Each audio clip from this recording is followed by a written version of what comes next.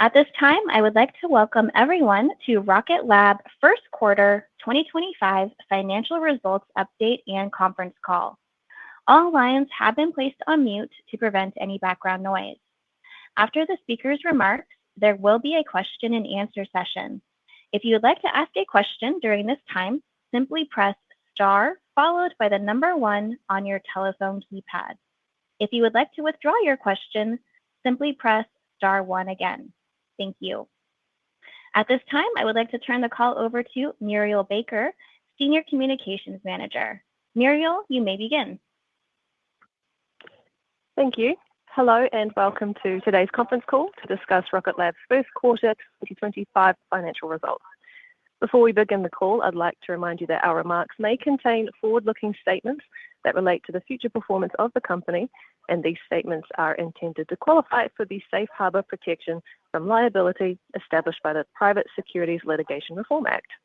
Any such statements are not guarantees of future performance, and factors that could influence our results are highlighted in today's press release, and others are contained in our filings with the Securities and Exchange Commission. Such statements are based upon information available to the company as of the date hereof and are subject to change for future developments.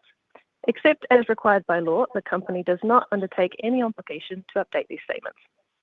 Our remarks and press release today also contain non-GAAP financial measures within the meaning of Regulation G enacted by the SEC. Included in such release and our supplemental materials are reconciliations of these historical non-GAAP financial measures to the comparable financial measures calculated in accordance with GAAP.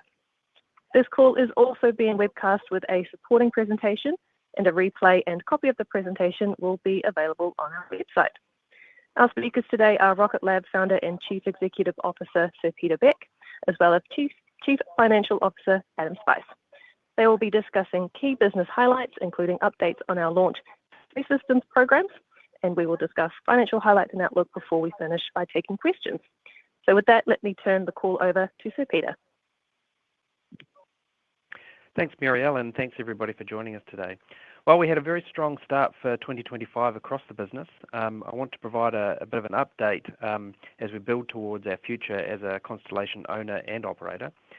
As we take you through our achievements for the quarter, keep this in mind, how every milestone and every mission brings us closer to that more lucrative piece of the space value chain. We continue to launch and book more and more Electron missions, proving we hold the keys to space with regular launch access. As Neutron races closer to the pad, we also get closer to having a 13-ton reusable launch vehicle that can deploy our own satellites with speed and cost efficiency. We're also generating revenue through the missions we'll fly for our national security and commercial customers. Having gone after the full space ecosystem with satellites, launch vehicles, and everything in between, our deep vertical integration is one of our distinct competitive advantages. And while it's bringing us closer to our strategic end goal, this quarter it's also served us well against a backdrop of dynamic international trade environments, ensuring that we have the supply chain lock with secure and predominantly US-based manufacturing. So with that, let me move on to some more specifics for the quarter. We've posted a near record quarterly revenue of $122.6 million, nudging to the top end of our prior guidance and up 32% compared to last year. We have another strong-looking quarter on the horizon, with the midpoint of our guidance range for Q2 pointing to another record-setting quarter for the business, and I'll let Adam go into those details a little bit later. On the launch side, demand is soaring. We booked 8 new Electron and HASTE missions for Q1, and at the same time launched 5 missions with 100% mission success. 3 of those took flight within just 13 days of each other, and there is demand from our customers for more than 20 launches this year. For Neutron, our selection to the DoD's high-value launch contract NSSL program is really the headline for the quarter. I'll go into more detail about what this means and how we plan to deliver against it in the later slides. And in Space Systems, it only took 15 days to bring back the second in-space manufacturing mission for VADA before our third spacecraft was launched to space and began its operation. A real demonstration of the speed and capability we've developed to deliver consistently reliable spacecraft for our customers. So there's lots to get excited about this past quarter, so without further ado, let's dig in. First up, turning to small launch. So Electron continues to prove why it's the global leader with 5 missions in the quarter, all across only 6.5 weeks. proving that even when our customers are ready to go with their payloads, so are we. Looking ahead, next weekend's mission for the multi-launch customer IQPS will be the first of 6 in a row that are flying back-to-back out of Launch Complex 1. Electron makes frequent and reliable launch look easy, but if we take a look back over a past decade, it really shows that Electron has really cemented itself as the preeminent small launch provider. Electron really has scaled to provide the majority of American commercial small launch. A focus on execution, smart use of capital to scale launch cadence and production, and a solid and reliable product is what it takes to succeed. A few others have been able to achieve that in the same way we have with Electron. That really goes to show what an impact Electron has had and continues to have on the industry in delivering trusted and reliable access to space for small satellite operators. And Neutron is set to do exactly the same, obviously. Moving on to HASTE, and a hypersonic test vehicle continues to be a sought-after capability both domestically and internationally.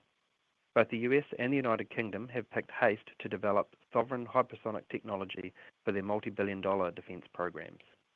We've been selected to participate within the US Air Force's EWAAC program, a $46 billion indefinite delivery, indefinite quantity program. The second program we've been on-ramped to is a $1.3 billion framework by the United Kingdom's Ministry of Defence as it works to shore up its hypersonic capabilities. This is HASTE's first international call-up and a proud moment for the team to be able to contribute to the collective security of the United States and its allies. We've also landed another HASTE launch contract through Kratos for the Department of Defense MARC-TB program. So that's 7 missions now with HASTE for MARC-TB, making us one of the most prolific commercial launch providers on that flagship DoD program. Regular hypersonic flight tests are critical to developing the technology and infrastructure needed to keep countries safe, and HASTE is right at the centre of that effort.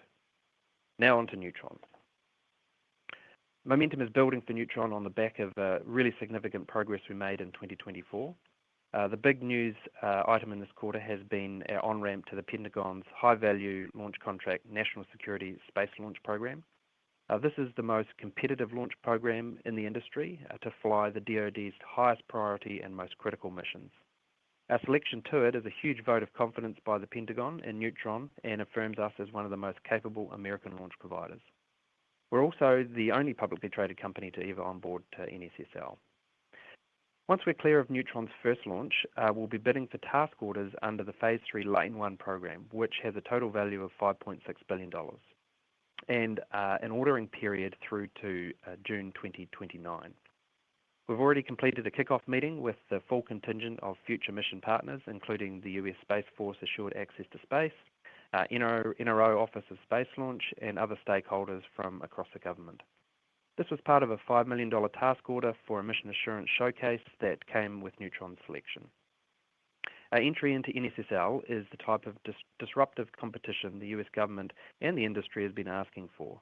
Missions for defense and intelligence satellites used to be dominated by legacy launch providers, and the DoD has been upfront about wanting new partners with innovative approaches that bring increased competition.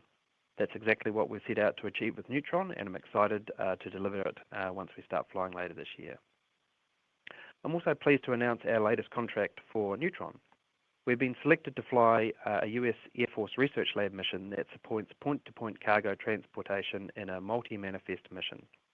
It's all part of a program by the AFRL to create rapid delivery systems for defense cargo using commercial launch vehicles and a multi-year effort. Since the mission is all about bringing things back to Earth, AFRL will fly on a return-to-Earth Neutron no earlier than 2026. We know re-entry and rocket usability is a critical advancement in space tech that the DoD is highly supportive of, which is why Neutron has been designed from the get-go for reuse and frequency. And the latest contract is a show of confidence from the DoD in our ability to deliver that. Moving on to some technical updates. It's a big green tick for Neutron's second stage qualification campaign, proving out the stage's design, operations, and readiness for launch later this year. We ran launch-like operations across its full combination of flight software, hardware, avionics, guidance navigation control systems, and we also proof tested it to more than 125% of its design point. some of that including applying more than 1.3 million pounds of force in tension across the carbon composite structure. Now, the second stage is one of the more novel pieces of Neutron, so it was important that we retired that risk first. The added benefit of that, of course, is that the structure of Stage 2 is largely similar to Stage 1. So by completing this qualification campaign first, we brought down a lot of the same risks that we may have seen in Stage 1. Having passed with flying colours, Neutron Stage 2 is now going through final assembly and will be shipped to the launch site in the next few months in preparation for stage testing with the engine. Now, Neutron's pointy end, the Stage 1 upper module, is also close to completion as well. This is obviously more than what you saw last quarter with just the Hungry Hippo fairings. This is the full module, and it includes all the major Stage 1 elements like canards, interstage, along with all of its mechanical systems like actuators, locks, avionic systems, and running all the flight software. The full assembly represents some of the most complex mechanical systems that exist on the vehicle, and they all perform seamlessly during testing. We're just a few small finishing touches away from another big tick on the road to launch for Neutron for that whole section. All of the rocket puzzle pieces are really starting to come together now. And look, if we can ship them around the country, we can also fly them. And I think everybody knows how much I like helicopters. But even at their size, Neutron's carbon composite material makes them light enough to move large pieces around by helicopter, which is what we did earlier this quarter to help bring Neutron Stage 1 hardware together and place it all at our facility in Baltimore. While the majority of the rocket is assembled here, given the size of the rocket and the road it has to travel on to Launch Complex 3, Neutron is shipped in stages before it's fully integrated as an entire rocket. Over at Launch Complex 3 in Virginia, we're on schedule and close to finishing Neutron's launch pad. With everything in its place, the team is working around the clock to complete all the integration and activate the pad. One of those more recent campaigns was the water deluge test. Turns out there is water on Wallops Island because we pumped thousands of gallons of it through our pipes. The flow rate was the equivalent to an Olympic-sized swimming pool every 40 seconds. And event planning is underway for the ribbon cutting there soon as well. So because Launch Complex 3 really is an important new addition, not just for the state, but for the whole nation, with Neutron's on-ramp to NSSL, our rocket will be the first to fly for the program out of Virginia. And that really highlights the importance of the pad as a critical national security asset. At the engine test site in Mississippi, the propulsion team is doubling down on Archimedes. We're hot firing flat out, as you would expect, with flight avionics and full software stacks. And the team is busy tuning the engine through a barrage of tests. We've also just completed the build of a second engine test cell that's now up and running to enable testing two engines at the same time. So as you can see, we're steadily making our way along the path to the pad. We've ticked off some big wins recently, and every element of the vehicle has been worked simultaneously. Yes, it's an aggressive schedule that we have ahead of us, but that's how we've delivered new rockets to the pad before. And a reminder that the schedule that you see here is not sequential. Actually, everything is happening at once and in parallel. A good example of this is the launch license to fly. There's a strong possibility that the paperwork will only come in days before launch, just like it did for our first Electron flight from Virginia. But that doesn't mean we stop everything else from taking place that needs to be done before we get that. So, and with no major issues, we're really still targeting the first launch by the second half of this year. Now let's turn to updates across space systems. Just before the quarter closed, we announced our intent to acquire Mynaric, a German company specializing in laser-based satellite communications. This intended acquisition still has to make its way through all the approvals, but otherwise is progressing well. And so I want to take this opportunity to get into the details behind why we decided to pursue this acquisition and its strategic importance to the growth of our business. A key piece of any large constellation is the ability to communicate between spacecraft with high-speed and secure connections. Often that's laser-based, and the technology that Mynaric has developed is some of the best in the world. Beyond the technology, this deal also sees us set down our first European footprint in Munich. With extensive production assets, intellectual property, product inventory, and a committed backlog for future constellations, there's a clear line of sight to European growth opportunities in this deal. And we'll be looking to expand the existing team of talented engineers and staff to meet international demand. Now, by bringing them in-house, the terminals in-house, we will add a new element to our spacecraft supply chain that improves our product line and strengthens our position in commercial, national security, and defence contracts.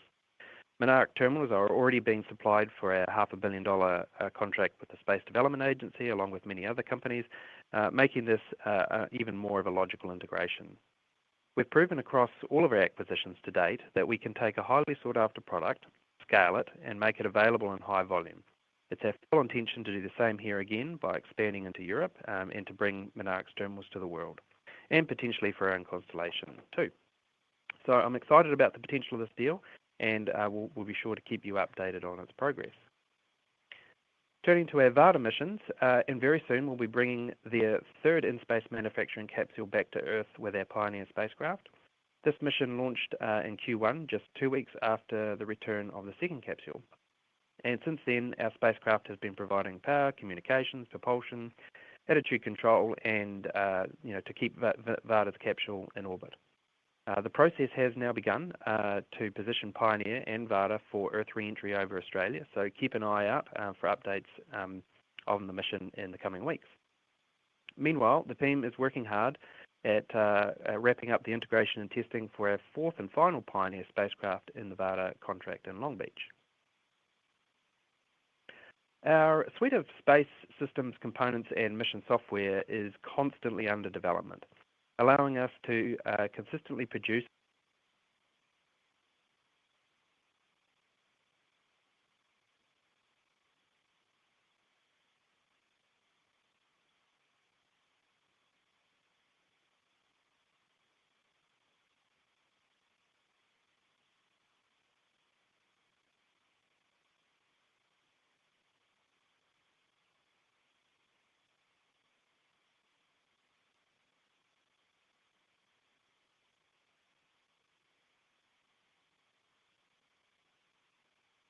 All right, just wanting to remind folks, if you would like to ask a question, you can do so by pressing *1 on your telephone keypad.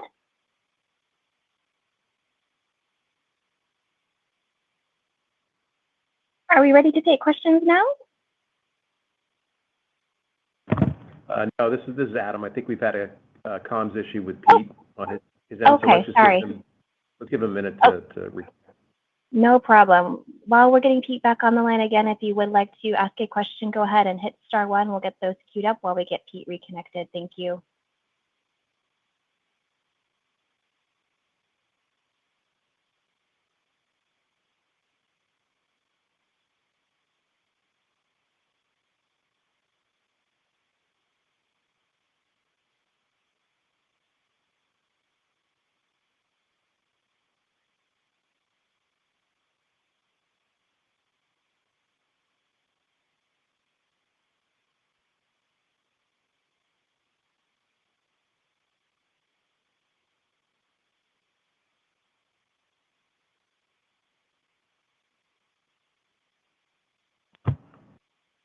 Hey, operator, until we can get Pete back on the line, I'll just pick up where he left off.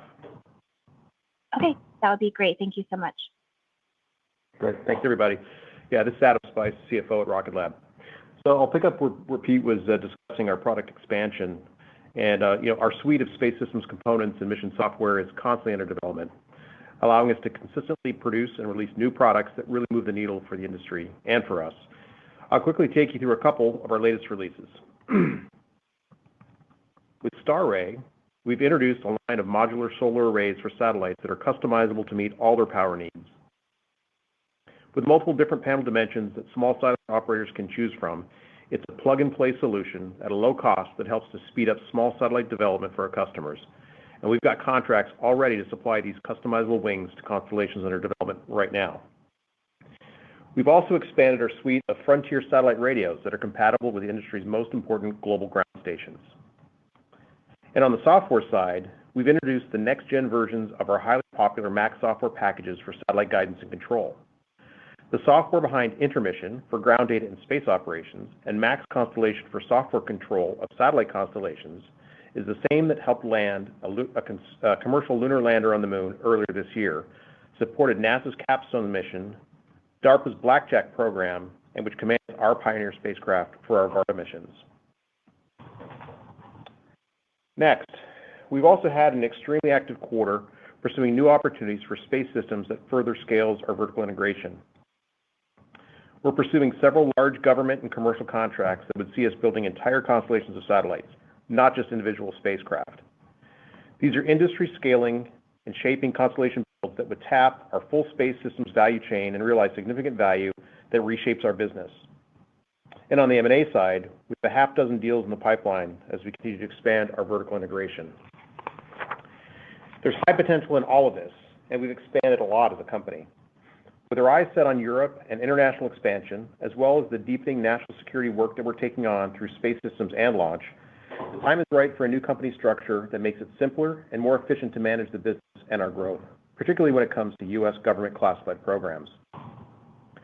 Our new parent company, Rocket Lab Corporation, will replace Rocket Lab USA, Inc. as the public company listed on the NASDAQ.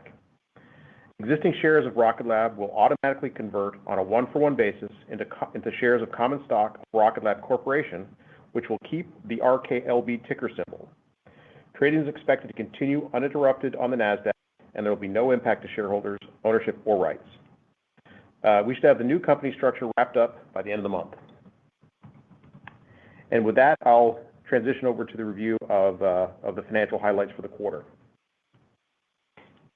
The first quarter 2025 revenue was $122.6 million, which was at the high end of our prior guidance range and reflects significant year-over-year growth of 32.1%, driven by strong contribution from both business segments, but led by space systems.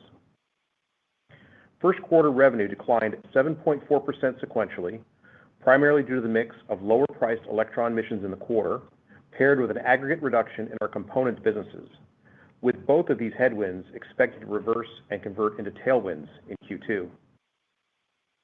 Our launch services segment delivered revenue of $35.6 million, reflecting a slight step down in average selling price.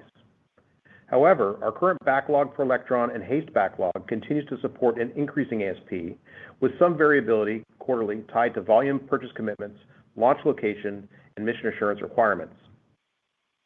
Although variable quarter to quarter, we expect ASP for the calendar year 2025 to materially expand when compared to 2024, and with that, continued gross margin expansion. Our space systems segment delivered $87 million in the quarter, reflecting a sequential decline of 3.4%, driven by our attitude determination and control systems and separation systems businesses. Now turning to gross margin. GAAP gross margin for the first quarter was 28.8%, above our prior guidance range of 25 to 27%. Non-GAAP gross margin for the first quarter was 33.4%, which was also above our prior guidance range of 30 to 32%. GAAP gross margin improved sequentially, owing to an improved mix in satellite manufacturing, partially offset by a decline in launch margin segment, related primarily to lower average selling price. Non-GAAP gross margin was down slightly sequentially due to a lower stock-based compensation adjustment under our EAC program accounting. Relatedly, we ended Q1 with production-related headcount of 1,088, up 84 from the prior quarter. Turning to backlog, we ended Q1 2025 with $1.067 billion of total backlog, with launch backlog of $422.2 million and space systems backlog of $644.8 million. While overall backlog growth has been modest, launch backlog nearly doubled year over year, with strong underlying trends as we convert a very strong pipeline of Neutron, Electron, and HASTE opportunities. Space systems bookings remain lumpy given the timing of increasingly larger needle-moving customer and program opportunities, but remain at a healthy level despite a step-up in revenue run rate over the last few quarters. We continue to cultivate a healthy pipeline, including multi-launch deals and large satellite manufacturing contracts that, as mentioned earlier, can create lumpiness in backlog growth given the size and complexity of the opportunities. Relatedly, in Pete's earlier comments, he referenced being on-ramped recently to some very large and strategic procurement programs, including the very large and exciting NSSL program, in addition to a few multi-billion-dollar hypersonics programs domestically and abroad, which now set the stage for exciting backlog-expanding task order bidding. Getting on-ramped was the required milestone to unlock this potential, so we're very excited about what's to come. We expect approximately 56% of current backlog to be recognized as revenues within 12 months, and we continue to get relatively quick turns business that drive top-line growth beyond current 12-month backlog conversion. Turning to operating expenses. GAAP operating expenses for the first quarter of 2025 were $94.4 million, within our guidance range of $93 to $95 million. Non-GAAP operating expenses for the first quarter were $76.8 million, up $2.3 million sequentially, which was just below our guidance range of $77 to $79 million. The sequential increases in both GAAP and non-GAAP operating expenses were primarily driven by continued growth in prototype and headcount-related spending to support our Neutron development program. Specifically, investment has increased to support Neutron propulsion as we continue to qualify Archimedes, and mechanical and composite structures supporting the fairing and tank fabrication ahead of the first flight this year. In R&D specifically, GAAP expenses increased $6.9 million quarter on quarter due to the ramping up of the Archimedes production, paired with increased expenses related to mechanical systems and composites, as just mentioned. Non-GAAP R&D expenses were up $4 million quarter on quarter, driven similarly to the GAAP expenses.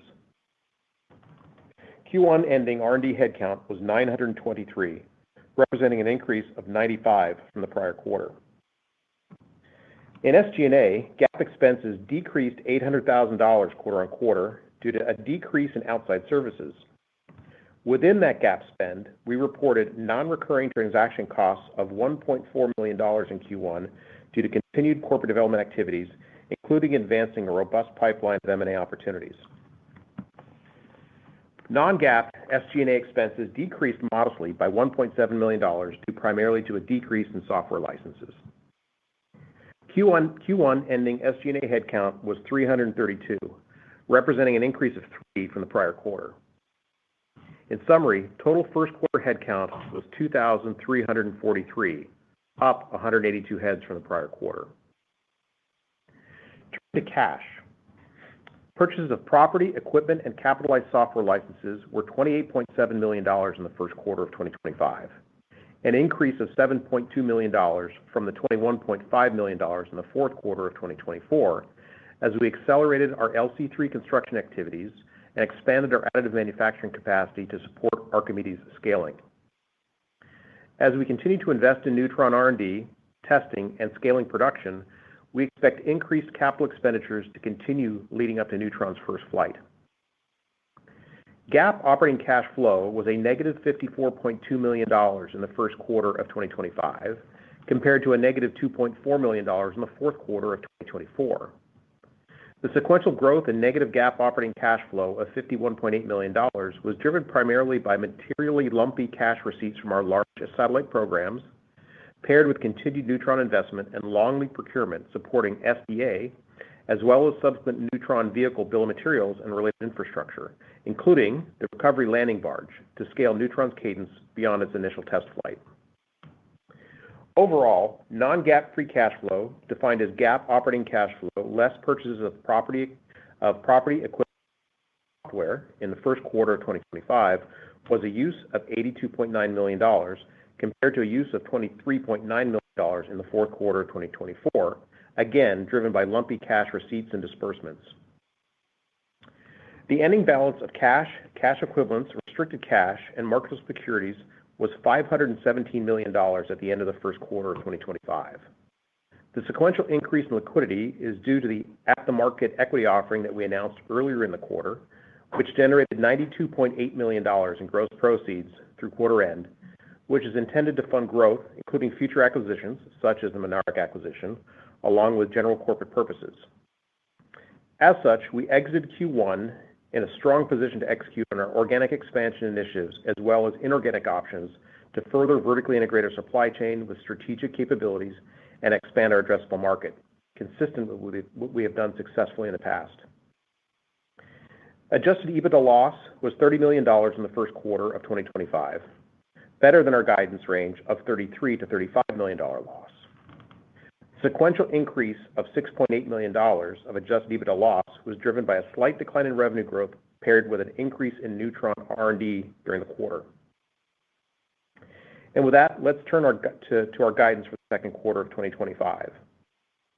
We expect revenue in the second quarter to range between $130 and $140 million, representing slightly greater than 10% quarter-over-quarter revenue growth at the midpoint.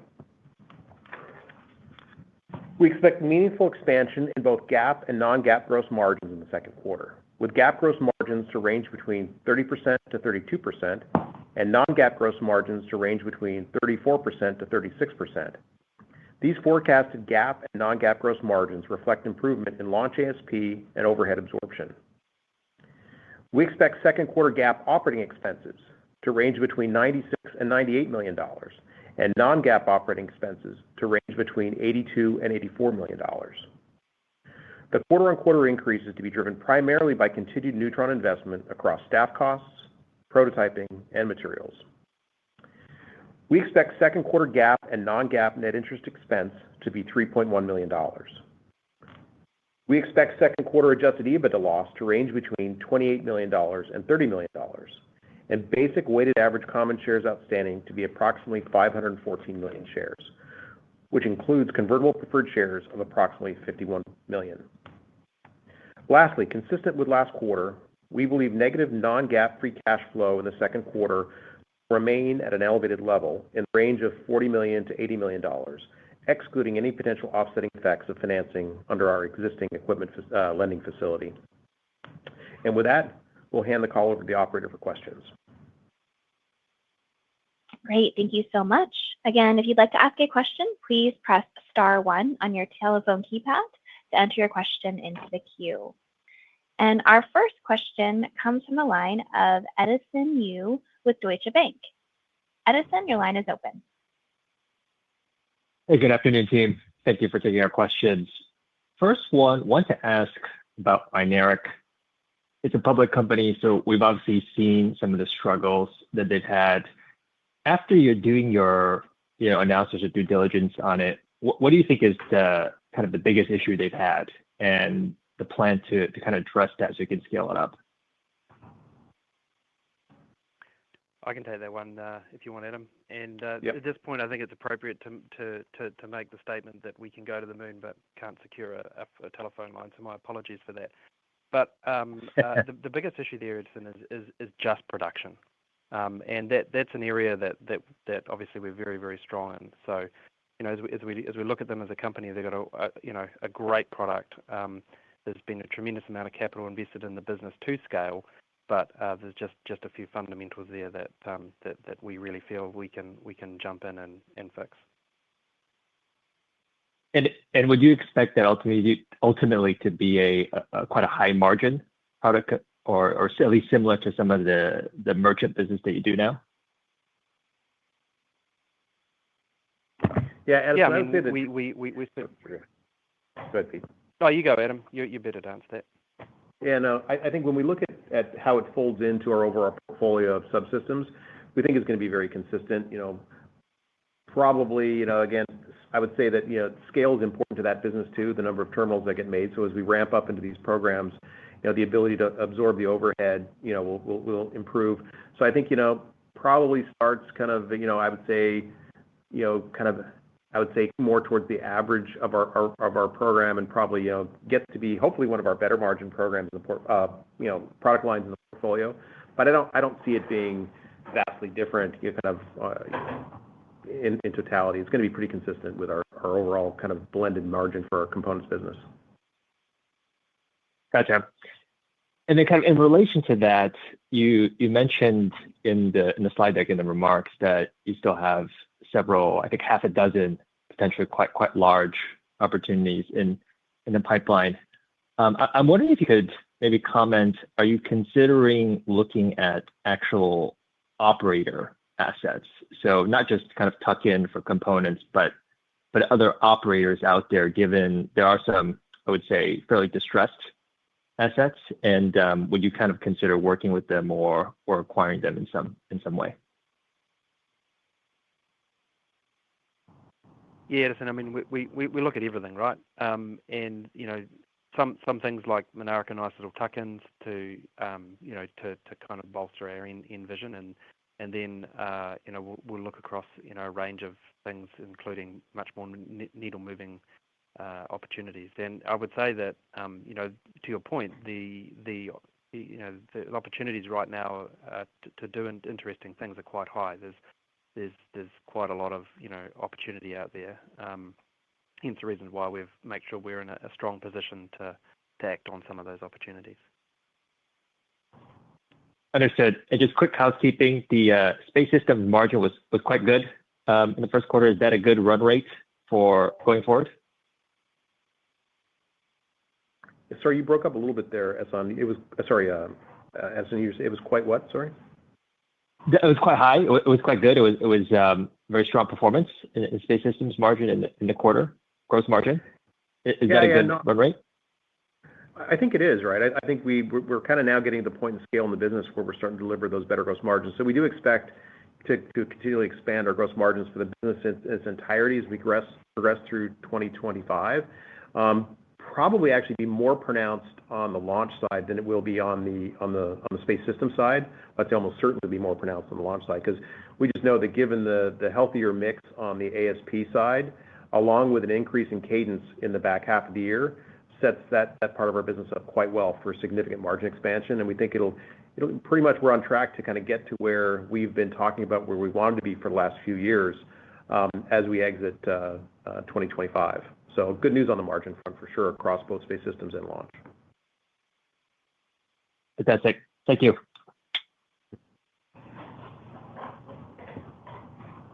Your next question comes from the line of Gautam Khanna with TD Securities. Gautam, your line is now open. Yes, thanks. Good afternoon, guys. I was wondering, could you just elaborate on the launch margins in the quarter? What may have drove that variability down a little bit? And if you could give us an update on your free cash expectations, the cadence through the year, that'd be very helpful. Thank you. Yeah.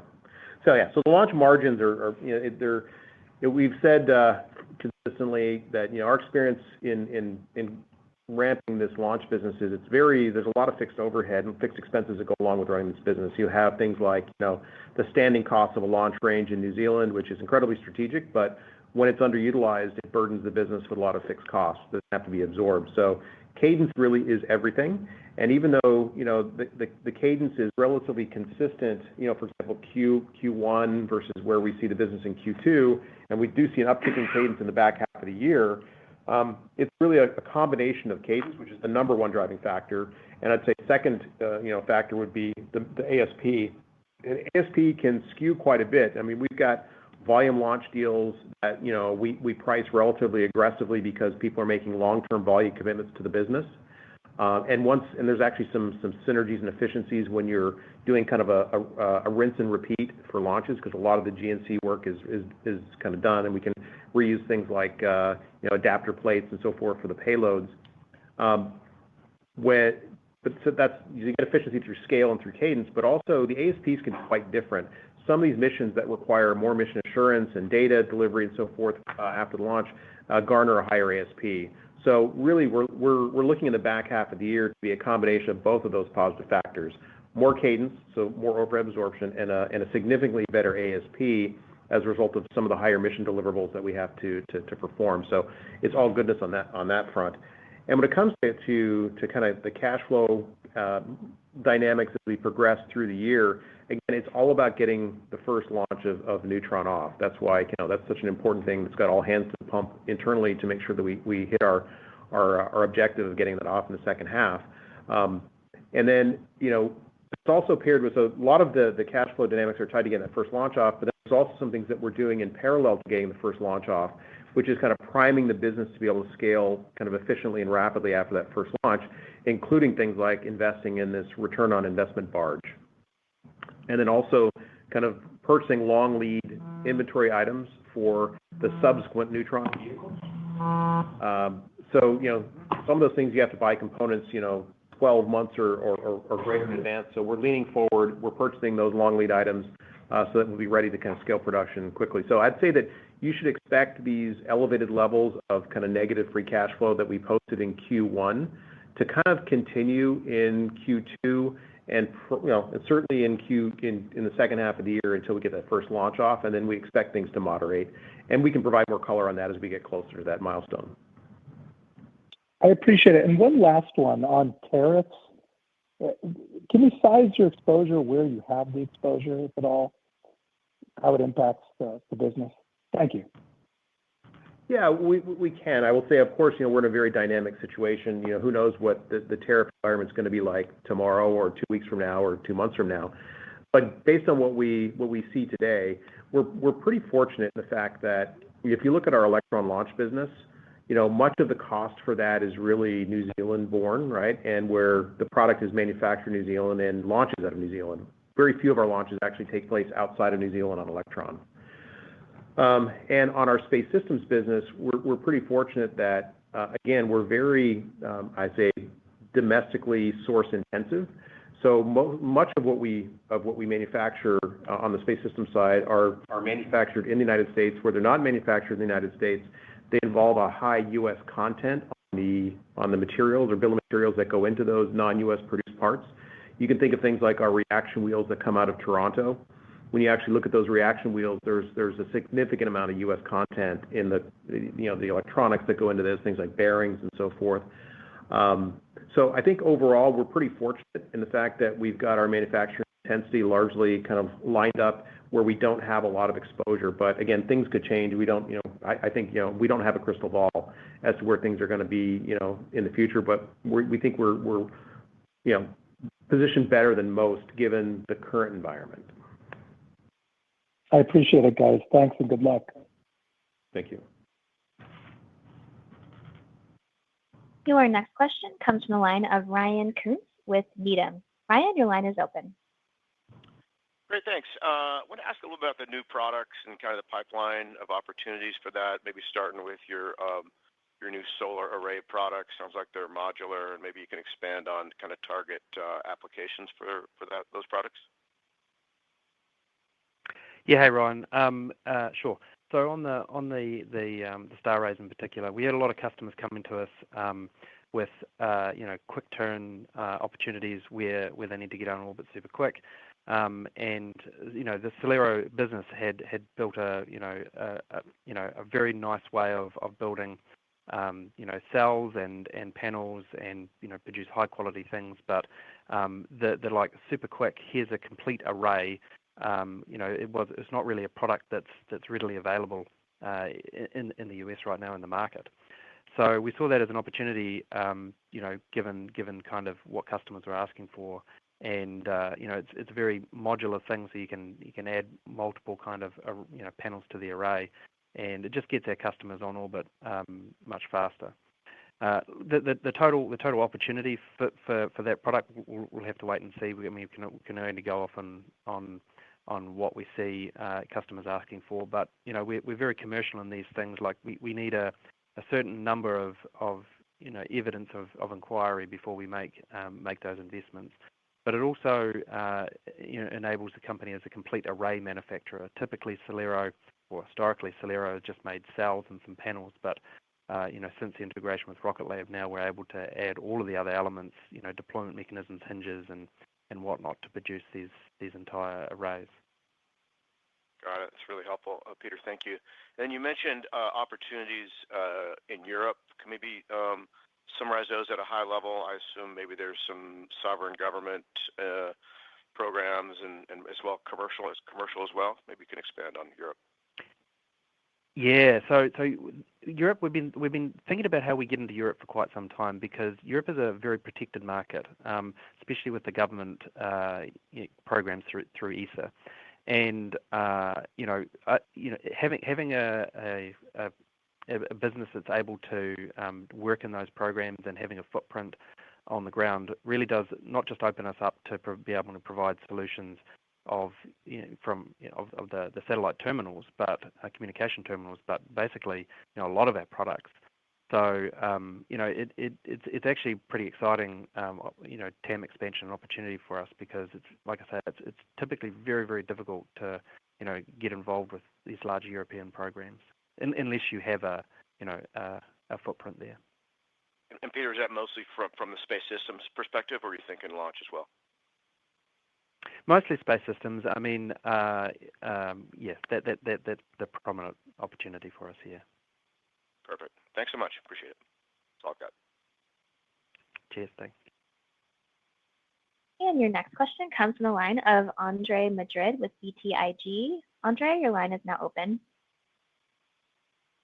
Peter, Adam, thanks for the question. Real quick, touch on Solero. I understand, maybe an update on the backlog there. How are things progressing in terms of working through some of that lower margin work that you guys still had? I know it was targeted to be done already, and you guys are continuing to work towards that. So maybe just a status update. Yeah, I can take that one.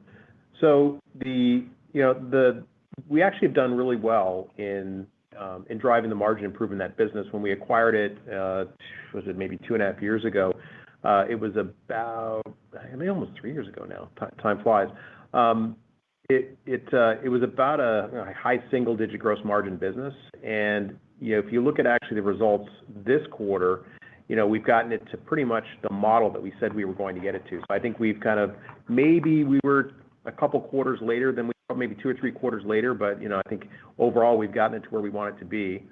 And I think more importantly, it's been a very strategic addition to the portfolio and lets us be much, much more competitive when bidding on these solutions to be a prime supplier into these growing constellation opportunities. So yeah, I'm very happy with where we've been able to drive the gross margin progression on that business. And I think we've, hopefully we have more upside to come on that, but I think we can check the box that we've gotten into that neighborhood that we had originally promised we would. Yeah, no, I'd agree. Glad to hear that you guys have achieved that target. On Mynaric, maybe just touching on the supply chain. I think when you guys announced the acquisition, you mentioned that sourcing some key components due to shortages was somewhat difficult. Some semis and some semi impact there, and that was barring your ability to get, or their ability then to get product out of the door. Is that still an issue? Or measures looking to be taken to, I guess, improve things on that front? Yeah, I mean, I think some of the supply chain issue was obviously, the company's distress. If you're a supplier into that, that's a kind of a challenging place to supply into and make investments against. Obviously, that goes away with Rocket Lab's ownership, so at least some of those supply chain issues get resolved. Got it. And then if I could just squeeze in one more. I mean, you guys talked at length about neutron reusability and the value of that, which was super helpful. But can we get another update maybe on electron reusability? Some milestones to look forward to. Yeah. So electron reusability is, we've kind of paused that to put all efforts and all team on neutron. We had an extremely talented reusability team on electron, and as we look across the business and where the priorities lie, it's really is we can get a much bigger bang for our buck with all of those engineers working neutron and taking their experience over there. So it was just a priorities decision that we've made within the company. It's obviously a neutron sticker price is $55 million. So if you can get the majority of that back, it's a much bigger impact than a rocket with a sticker price of $8.5 million. So yeah, it's just a priority call within the company that we'll put that on pause until we get neutron to the pad and flying. And as Adam said before, it's all hands to the pump. Yeah, no, definitely. So those engineers were just moved over from one program to the other. No loss there, right? On a headcount basis. No, correct. Yeah. No. Got it. They've yeah. Excellent. All right, I'll leave it there. Peter, Adam, thanks so much. Thanks, Andre. All right, your next question comes from the line of Matt Akers with Wells Fargo. Matt, your line is now open.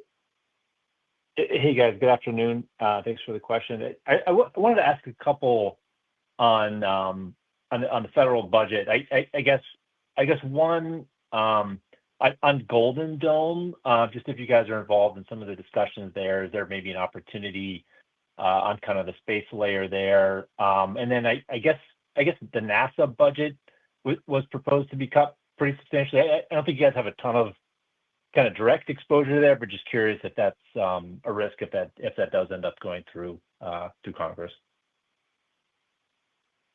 Yeah, hey Matt, good question. So firstly on the Golden Dome, yes, no, we intend to be a significant player in there. I mean, we've already established ourselves as a prime contractor into national security programs, and as Adam mentioned, part of the reason to change the structure of the company into the corporation better enables us to address some of these very important national security programs. So no, I would think we feel very good about Golden Dome and the capabilities we have, not just in space systems, but within launch and across the full gambit of opportunities there, for sure. And then on the NASA side, you called it right. We don't have a tremendous amount of NASA work.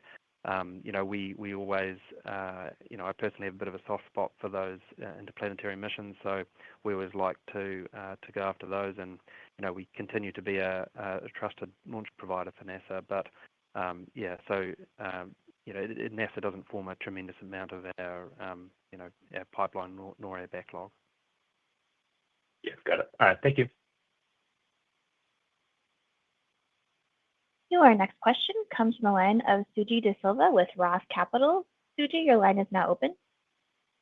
Hi, Peter. Hi, Adam. Adam, maybe on the financials, maybe a nitpicking question, but the percent of backlog that's recognizable in the next 12 months seems to be trending up on a secular basis. I would have thought if you had more multi-year contracts, that would trend down. Am I thinking about that correctly, or maybe you could clarify something? Yeah, well, and the backlog is it's a bit dynamic. I would say that if you look at the duration of a program, like take the big, let's pick the SDA program, for example, and the Globalstar MDA program before that. They typically have the meat of the revenue curve around 3 years. There's a little bit of a tail, kind of on the front and back end of that, but the bulk of the revenue recognition is within a 3-year window. And even more so, if you kind of look where the area under the curve, even more, it's really concentrated in about 18 months. And this really comes down to, you earn some revenue as you're doing the work to kind of finalize the platform design and get through some of the early milestones of design reviews and so forth.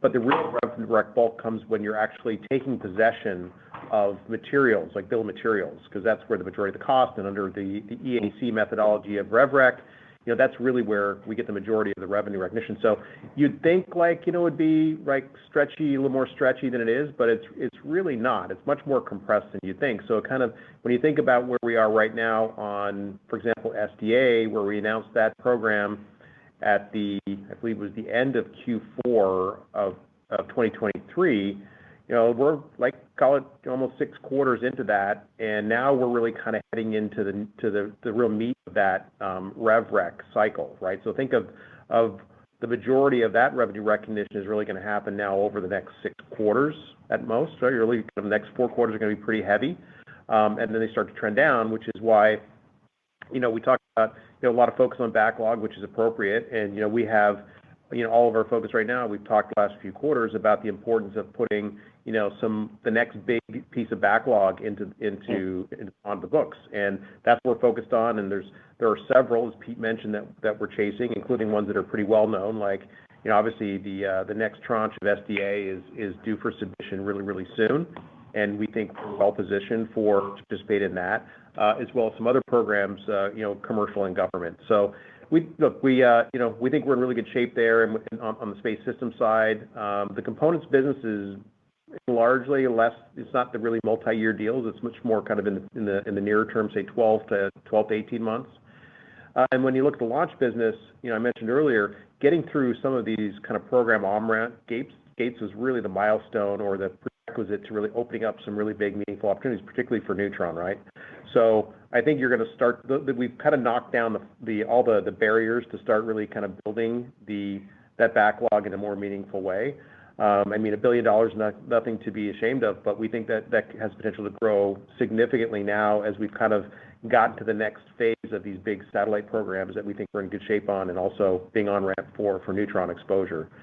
So yeah, I think it requires a little bit of patience, but I think people, when they look back over history, have seen, we've been successful in converting opportunities into backlog, and we think we're even more confident now than we've ever been on being able to do that. Okay, Adam, that's very helpful. And then this question maybe a little further out, thinking about sort of Neutron and sort of the landing infrastructure strategy longer term. I wouldn't have thought about this for a few years, but it's this AFRL announcement you had today about being a global logistics provider for them. I'm curious, is it more than one ROI barge globally, or what are the elements of kind of reentry and landing for Neutron that require investment potentially? Yeah, good question. So it's it's primarily just a barge. It does have return to launch like capabilities as well, and as cadence increases, then there could be further assets needed to be deployed in forms of additional barges. The point-to-point cargo, look, that program is really at the very beginning, of its development within the US government. So I think we're very much in the experimental phase, and it'll be interesting to see if that turns into full requirement for an operational capability. But it's good to be on that program and working on it early. No, fair enough. Appreciate that, Peter. Thanks. Cheers. Your next question comes from the line of Jason Gursky with Citi. Jason, the line is now open. Great, thanks. Hey, Peter, you mentioned in your comments about Mynaric that they've got quite a bit of backlog and are struggling with getting shipments out. But what I thought was more interesting about your comments, though, was how you might utilize that technology in future constellations that you plan to build and operate on your own. So I'm just kind of curious, the strategic rationale behind purchasing Mynaric. Was it more for that purpose in enabling your future constellation, or was it more to be a merchant supplier? Yeah, hey, Jason. To be honest, both. And you can see that being consistent across all of our components businesses. Solar, reaction wheels, we build good merchant businesses, profitable merchant businesses, and we're happy to supply to everybody in the world. But also, when it comes to building our own thing, we need a reliable, scaled supply of components for our own aspirations. So, the space industry, as you well know, is full of subscale manufacturing shops for these space components, and as we see, many of our customers struggle to build volume and build quickly because of that. So we're really trying to solve two problems here. One is be that merchant supplier at scale for the industry. And then, as you point out, when it comes time for us to build our own stuff, then we already have that capability at scale, and we're just methodically going through every element of the satellite that we're going to need now and in the future, and when opportunities present themselves, we take advantage of that. Okay, yeah, fair enough. Thank you. Another one for you, Peter. I'm just kind of curious on transport. Maybe you step back and provide some context for us all, and what you think the unique features of the SDA transport layer, kind of envisioned by your customer in the way that you understand it. What's unique about it relative to what the customer there might be able to go and buy from the commercial market today? So you've got commercial communications providers out there today. Maybe just provide some context on why they need to continue on and go do SDA tranche, additional tranches on the transport layer versus just going and buying commercial. Yeah, good fair question. So you have to think about what SDA is trying to do as a holistic thing. So as you point out, it's broken up into transport layers and track layers and custody layers and a whole bunch of different layers. But when you stand back and you go, okay, what is trying to be achieved here, and what elements are critical and what elements are not. So you have to think about it not just as a particular satellite, but as a system, and that system needs to be interoperable between all of the current existing infrastructure and all of the future infrastructure. So look, it's a fair question to say, well, can transport be done commercially? But the thing is that it has to be completely interoperative with all of the DoD standards and security, all of the spacecraft that are both on orbit now and plan to be on orbit in the future, and meet all the requirements of the entire program. And often with a lot of space technology, like everything's a trade, so you end up having a pretty tight requirement set that you have to solve for.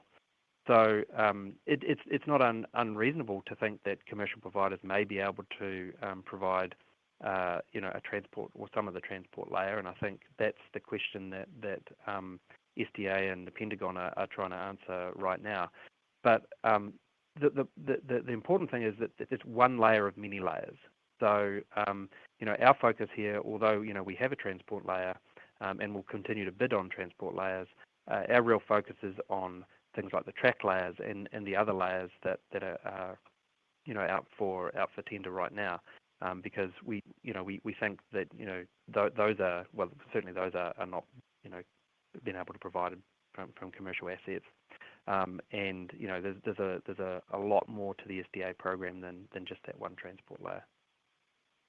Right, and that's a perfect segue into my final question, which was about the pipeline.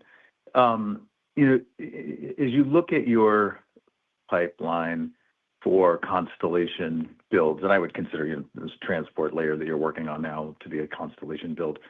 Sure. Do you think you're more likely to see government constellation builds? Like the next announcement comes along, are we likely to see more government wins from you all, or are you trying to balance this out and we could very well see a commercial one? Just kind of curious how you're going to market at this point. Thanks. Yeah. Yep. Well, I mean, so not to sound at all arrogant, but we have the luxury of picking and choosing the kind of work that we want to go after and the things that we think are strategic for us as we think about our future. And that is a mix of both government and commercial, both in kind of either smaller numbers of satellites or small volume constellations that we think are strategic technologies or things that we want to do, but also for large scale. And I would say that the majority of the effort within the BD team and within the senior management team are really focused on these much larger constellations. Partly because that's where we want to go, but also we've kind of reached the maturity and the scale now that we really can competitively go after those. As we've talked about on this call, we're very, very vertically integrated with a lot of the really pain point satellite components at scale. And we've demonstrated we can do really, really technically difficult missions, and we've demonstrated that we can be a prime for national security projects. So, I'd say that we've really kind of, moved up a flight of stairs on all of that, and the opportunities that we're looking for are much more, larger and needle-moving opportunities, but both across commercial and government. So I hope that answers your question. Great. That's helpful. Appreciate it. Your next question comes from the line of Michael Leshock from KeyBanc Capital Markets. Michael, your line is now open. Hey, good afternoon, everyone. I want to stick with the satellite constellation topic, and you had mentioned the potential for government contracts that could be to build the entire satellite constellation. How do you think about prioritizing that type of work versus building your own constellation first? Yeah, well, I mean, that is a good question and something that we talk about a lot. But the most important thing for us is to build a large, scalable, profitable company. So we're not about to embark on huge R&D projects that kind of would make that a much more far out goal. So the answer to the question is probably not a very good answer. Is that we balance that, right? We look at those opportunities, and I can say that everything we've done to date, leads us to that point. And when we have a full conviction and thesis that we can talk about around what kind of constellation that we intend to go after, you really have to have that extremely well baked, because at that point you're committing significant resource to go after those kinds of things. So yeah, I mean, like I say, the focus is on strengthening the company, and we're moving as rapidly as we can into constellations and where we think is important, but we're not going to do that at the cost of the security of the business. And then shifting to Archimedes, how long are you targeting that engine to burn for a full launch? And maybe what's the duration of the hot fires that you're doing today relative to that full burn expectation? Yeah, so I mean, a full duration second stage, upper burn profile is on the order of sort of 5 minutes, and where we're targeting the testing right now, it's really all about all of the startup and shutdown transients and all of those things. Once you reach thermal equilibrium, when the engine's just running at thermal equilibrium, you're not learning anything, because everything is in a steady state. You're just burning propellant at that point. So our focus has not been on big long durations. Our focus has been on all of the operating conditions that we need to meet, especially on a reusable launch vehicle. When you come in for landing, one of the more challenging things are your propellants are hot, and they're at different pressures. So that's a far more challenging environment to be able to reignite an engine than a steady state burn. So that's really been our focus. All right, thank you. I appreciate the color. Your next question comes from the line of Eric Rasmussen with Stifel. Eric, your line is now open. Yeah, thank you for taking the questions. Maybe just circling back with mine, Eric.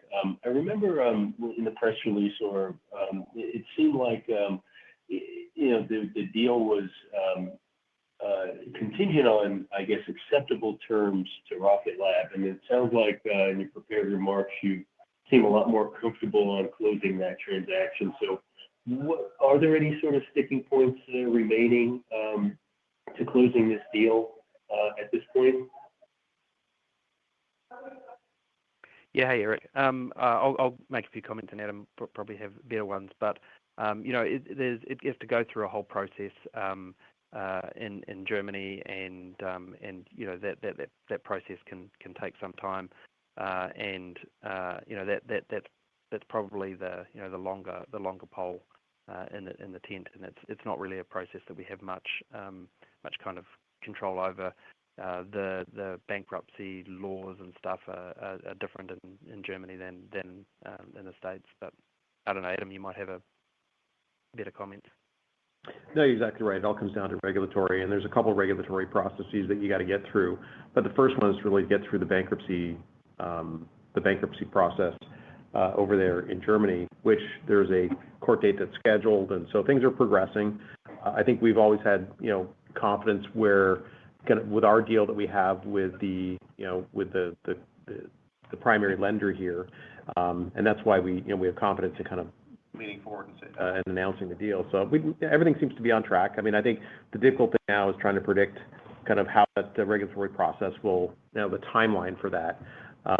But we feel good about where we're at, because we have a committed plan to, as Pete mentioned earlier, to invest in that business in Germany.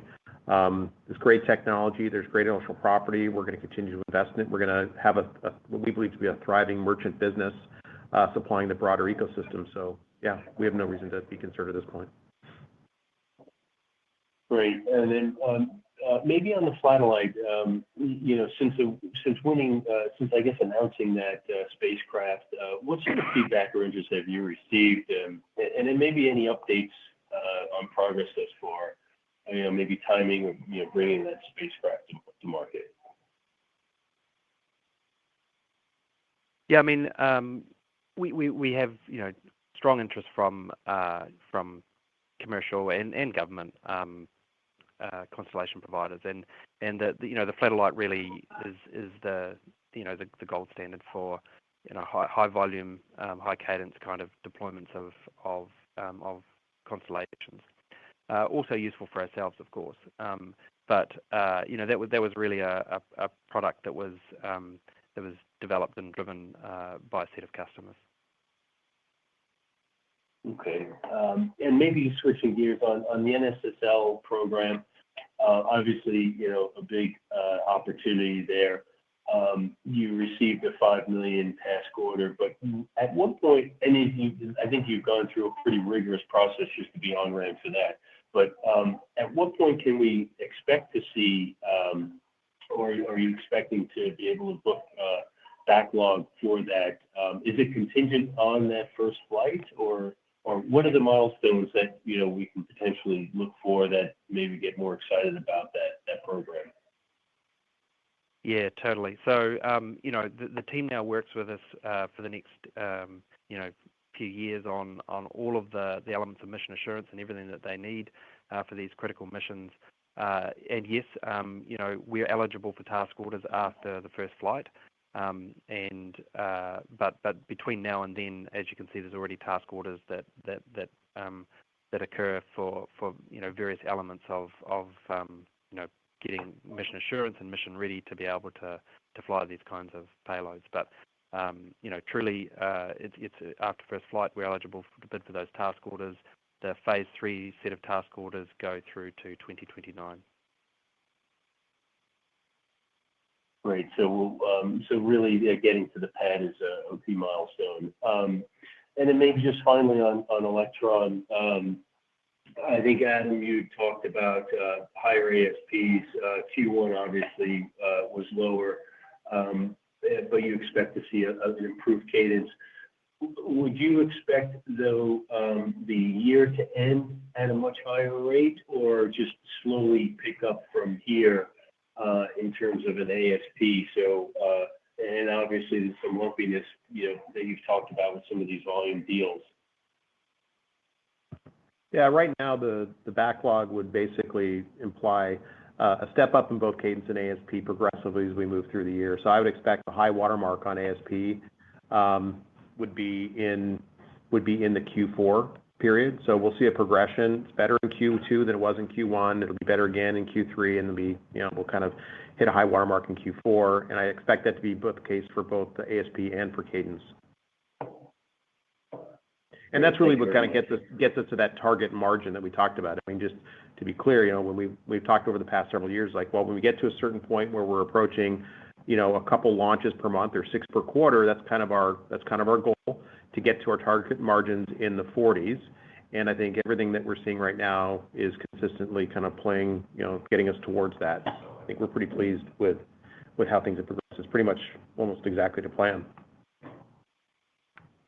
Great. And that's still, that's 20 plus launches for the year. Correct. Great. Thank you.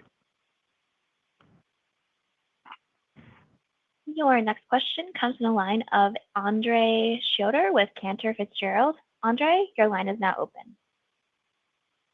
Hey, everyone. Good afternoon. This is Andre Shepard. Sorry about that. Hey, Peter. Hey, Adam. Congratulations on the quarter and all of the accomplishments. I think most of our questions have been asked by now. Wanted to maybe get your thoughts, with the international space budgets growing, how do you expect this can benefit Rocket Lab? Where do you see the most demand from international coming across launch satellites and components? Thank you.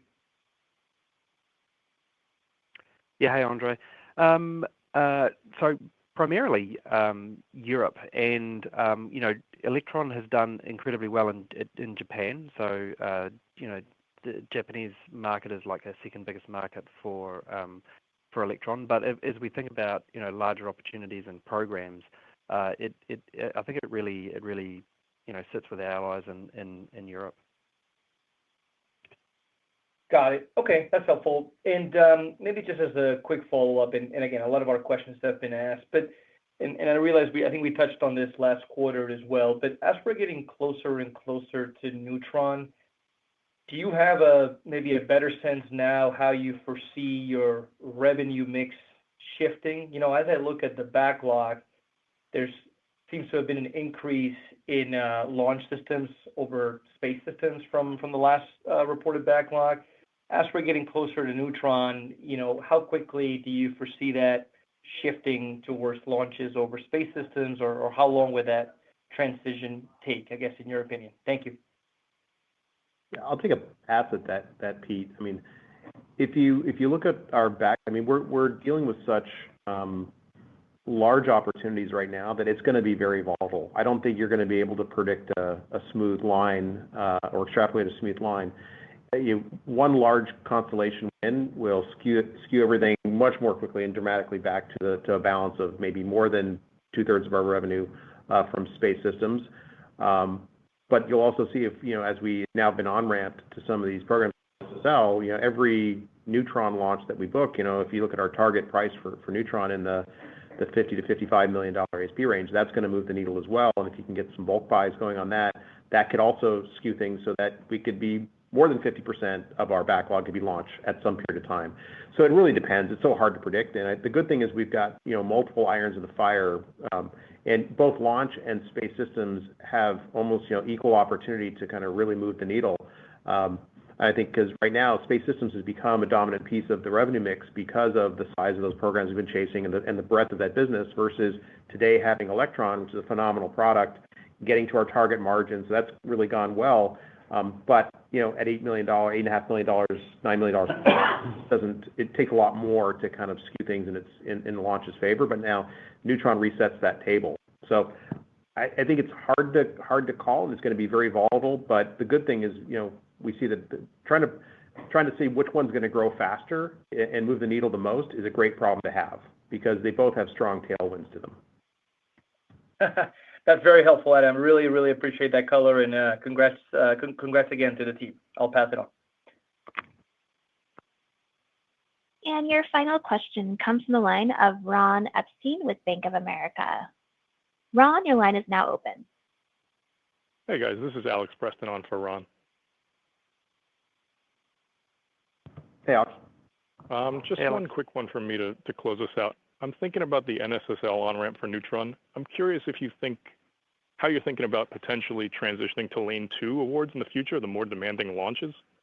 Is it a matter of just demonstrating flight heritage over a number of missions, or do you see incremental capabilities you'll need Neutron to demonstrate?